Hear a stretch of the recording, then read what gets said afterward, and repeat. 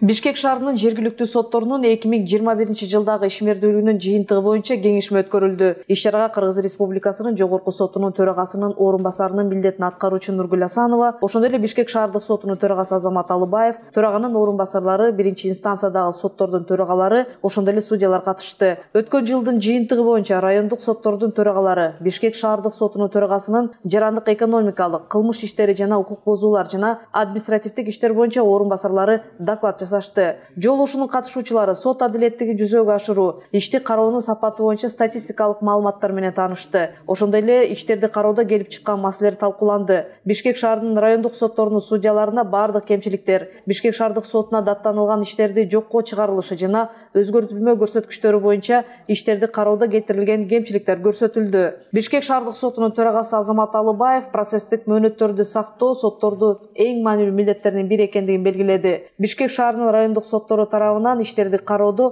процесстик мөөнөттөрдүн бузуулардын саны 2020 жылдын ушул мезгилине салыштырмалуу 949-га азайган. Жыйынтыктоочу сөзүндө Бишкек шаардык сотунун төрагасы Азамат Алыбаев судьялардын көңүлүн алардын квалификациясыны тынымсыз жогорулатууга бурду. Анткени сот адилеттигинин натыйжалуулугу көбүнчө судьялардын алардын кесиптик даярдыгынан жана соттук практиканын бирдей колдонулушунан көз каранды.